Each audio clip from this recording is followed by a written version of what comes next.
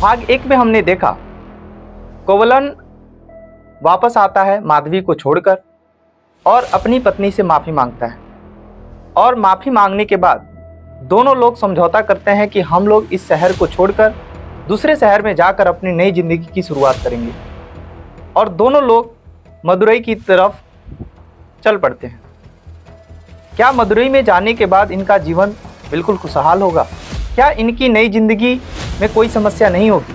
नमस्कार दोस्तों, मैं विकास। कुछ दिन का सफर तय करने के बाद ये लोग मदुरई पहुंचे। उस समय मदुरई पांडव वंश की राजधानी हुआ करती थी। मदुरई व्यापार का सबसे बड़ा गढ़ था। बड़े बड़े व्यापारी दूर दूर से व्यापार करने आया करते थे। मदुरई बहुत ही सुंदर शहर था।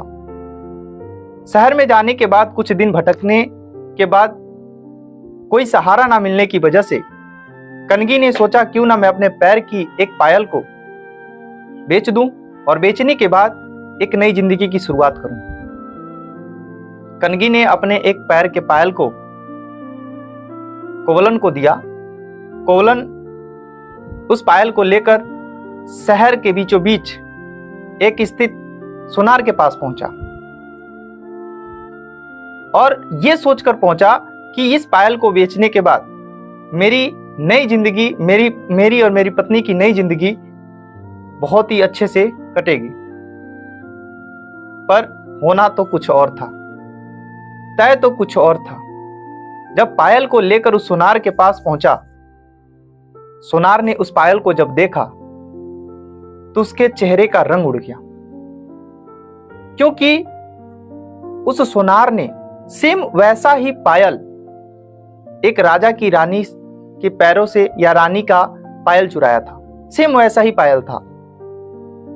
सुनार के दिमाग में एक बात आई, क्यों ना मैं इसी पायल को कह दूं कि राजा, ये रानी का पायल है और इसने चुराया था और मैं क्या हो जाऊंगा, बच जाऊंगा। इस सोच को लेकर उसके दिमाग में यह बात आती है और इस सोच को लेकर वो राजा के पास पहुंचता है और राजा से जाकर कहता है कि राजा, रानी का जो पायल गुम हुआ था वो पायल चोरी करने वाला चोर पकड़ा गया।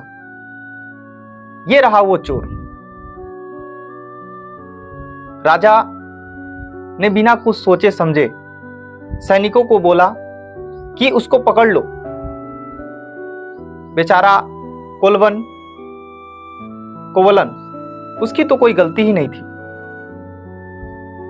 कोवलन बार बार राजा को समझाने की कोशिश कर रहा था कि ये पायल मेरी पत्नी का है, पर राजा सुनने को तैयार नहीं था। राजा तो सुनार की बातों को सुनकर डिसाइड कर लिया और सैनिकों को बोल दिया कि इसे मृत्यु दंड दिया जाए। यहां तक कोवलन को अपनी बात भी कहने नहीं दिया गया और इधर कनगी इंतजार कर रही है कि मेरे पति देव पायल को बेचकर कुछ धन लेकर आएंगे और हमारा जिंदगी एकदम खुशहाल जिंदगी जो है अच्छे से जिंदगी चलेगा। और उधर कोवलन तो मृत्यु के घाट चढ़ गया। राजा ने सैनिकों से बोल दिया कि इसे मृत्यु दंड दे दो। सैनिकों ने तलवार निकाला और तलवार से जो है कोवलन को मार डाला। सुनार तो बच गया, पर एक निर्दोष व्यक्ति मारा गया। शाम हुई। शाम को यह खबर कनगी के पास पहुंची। जब कनगी ने यह सुना तो उसके पैरों तले जमीन हिल गई। उसने कहा कि मेरे पति देव ने जितनी गलतियां की थी सबका पछतावा करके एक नई जिंदगी की शुरुआत करने वाले थे और नई जिंदगी शुरुआत करने से पहले चल पड़े। और कनगी ने रोया नहीं। उसने कहा कि मैं अपने पति के जान के बदला जो है लूंगी। कल के भाग में, भाग 3 में हम देखेंगे क्या कनगी सच में अपने पति को निर्दोष साबित कर पाएगी। और जब राजा को यह पता चलेगा कि उसने सबसे बड़ी गलती कर दी है तो राजा क्या करेगा। और वीडियो अच्छा लगा हो तो एक लाइक और अपने दोस्तों के पास शेयर जरूर करें। धन्यवाद।